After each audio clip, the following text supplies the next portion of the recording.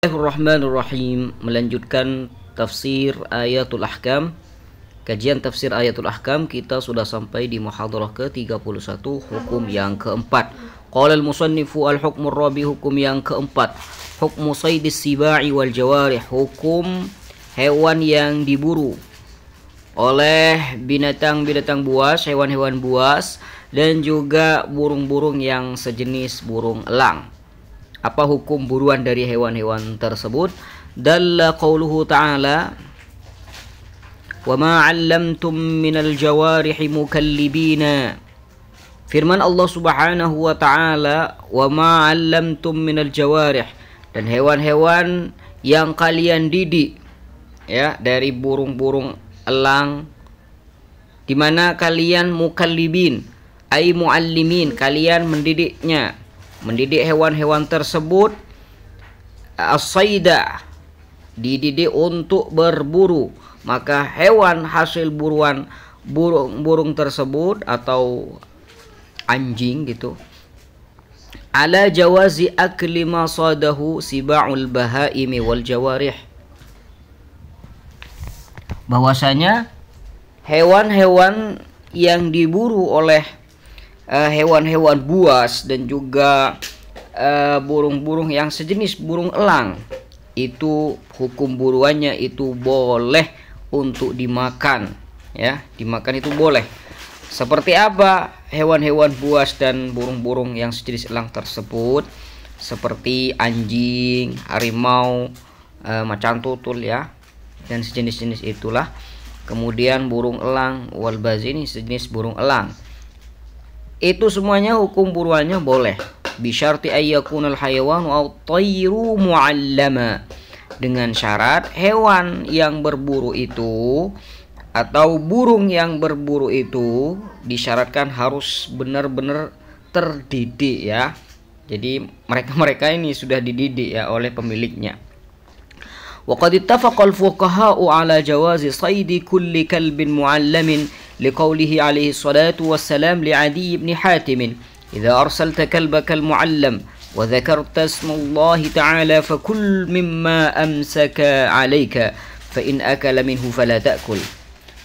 Para fuqaha sudah bersepakat bahwasanya boleh hukumnya berburu, boleh hukumnya makan hewan yang diburu oleh setiap anjing yang terdidik, ya. Karena ada sabda Nabi Shallallahu Alaihi Wasallam pada sahabat Adi ibn Hatim. Apa kata Nabi Shallallahu Alaihi Wasallam di Adi ibn Hatim? Apabila engkau mengutus anjingmu yang terdidik itu, kemudian kamu menyebutkan nama Allah ketika kamu mengutusnya, maka hendaklah kamu makan apa yang diburu oleh anjingmu itu, di mana dia memburunya untukmu. Fa in akala minhu, apabila ternyata dia tidak terdidik, ya, tidak cukup syarat dalam pendidikannya sehingga dia makan dari hewan yang diburu tersebut, maka jangan kamu makan karena hewannya atau anjingnya itu tidak terdidik. Wa syarata ba'dhum fil kalbil muallam syurutan yanbaghi an tatawaffara hatta yahilla sayduh. Sebagian para ulama mensyaratkan di anjing yang terdidik tersebut ada beberapa syarat yang harus terpenuhi, sehingga apabila syarat-syarat tersebut itu terpenuhi, itu bisa kita katakan hewan buruannya itu bisa halal. Di antara syarat-syaratnya adalah sebagaimana berikut. Yang pertama, ayyakuna mu'allaman yujibu idza du'iya wa yanzajira idza zujira liqaulihi ta'ala tu'allimunahun. Yang pertama adalah anjing tersebut betul-betul terdidik, ya, dia akan datang ketika dipanggil dan akan terhenti ketika dihentikan. Karena ada firman Allah Subhanahu wa ta'ala, tu'allimunahunna, kalian telah mendidik mereka. Yang kedua, syarat anjing atau hewan yang diperlakukan untuk berburu tersebut an la yakula min saydihi alladhi sadahu liqaulihi ta'ala fakulu mimma amsakna alaikum. Harus tidak makan dari hewan buruannya, ya, karena ada firman Allah Subhanahu wa taala, maka hendaklah kalian makan hewan yang ditangkap oleh mereka-mereka untuk kalian, bukan dimakan sendiri, ya.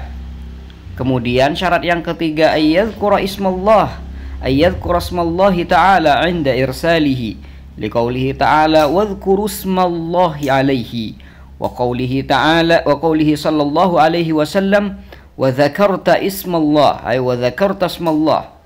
Kemudian syarat yang ketiga, agar hewan buruan, binatang-binatang buas dan burung-burung sejenis elang tersebut itu bisa halal, harus menyebutkan nama Allah Subhanahu wa taala ketika mengutus hewan-hewan tersebut, karena didasari firman Allah Subhanahu wa taala, hendaklah kalian menyebutkan nama Allah ketika kalian mengutus hewan-hewan buruan tadi, hewan-hewan yang dididik untuk berburu tersebut. Kemudian juga ada sabda Nabi Shallallahu alaihi wasallam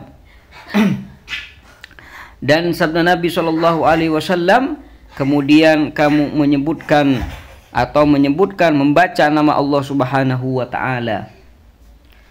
Kemudian syarat yang keempat, ayyakuna alladhi yasidu bihadzal hayawani muslima wa syarata ba'dhum alla yakuna al-kalbu aswad.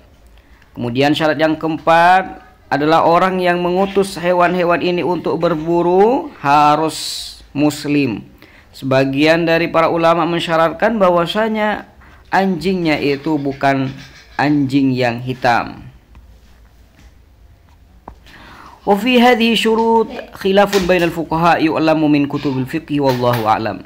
Di sebagian syarat-syarat ini terjadi perbedaan ahli fikih, bisa kalian ketahui, bisa Anda ketahui perbedaan mereka dalam kitab-kitab fikih, wallahu a'lam.